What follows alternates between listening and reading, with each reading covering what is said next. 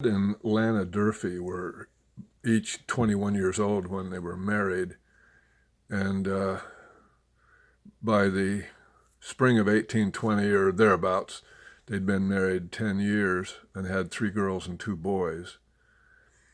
Um,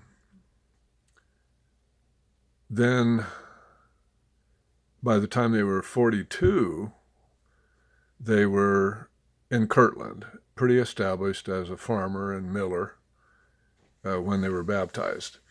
Now, Alpheus Gifford and Enos Curtis were probably converted, especially Alpheus, by the Book of Mormon. The reading of the Book of Mormon, praying about it, feeling the Spirit convert them to the truthfulness of the book, as probably he was invited, as he read in Moroni chapter 10, verse 4 and 5.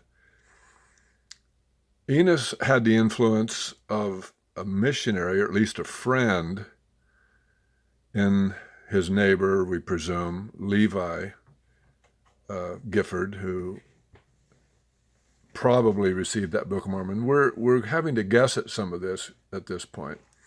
But with Ed and Lana, they were definitely proselyted. They had Simeon Carter and Solomon Hancock, who literally had been called as missionaries, full-time missionaries, go teach them. And they were very involved in their conversion. We don't know all the details, of course, but that was a family. They were together that happened, we believe, really as kind of an ideal golden family. We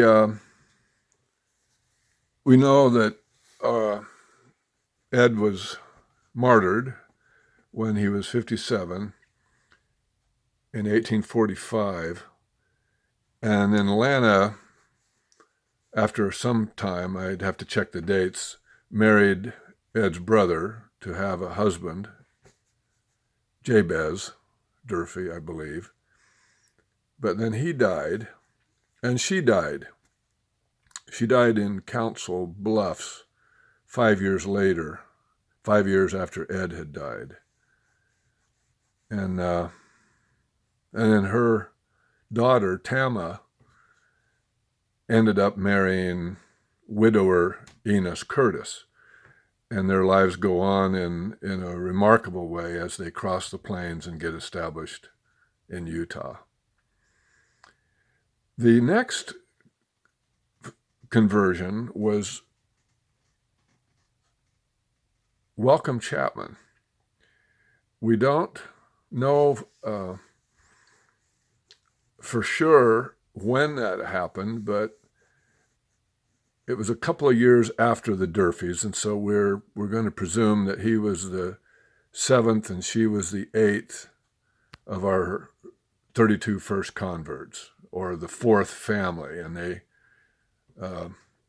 he was born some 90 miles south of where the prophet Joseph Smith was born, in Reedsboro, was it? And he was born just 5 months before the prophet Joseph. So when he heard about the prophet Joseph in the Palmyra area, he heard the stories and rumors. He was fascinated. And apparently he saddled his horse and rode the 200 or 300 miles, I have to check, west to find out more for himself, and met with Joseph and was converted. Went home and wanted to be baptized. And we understand that Amelia joined him, and they were baptized. Now, Amelia was from a prominent family that didn't really welcome. He was a fisherman. They weren't sure he would be able to provide for her like she was accustomed to. But they met and fell in love at first sight, apparently, after one of his fishing expeditions somewhere. We don't know for sure where that occurred, but that's the story the family shares. And they had the experience of making a pretty significant break from particularly her family, but his as well. Nobody in their family wanted to follow and go along with them. None of them were receptive to the gospel.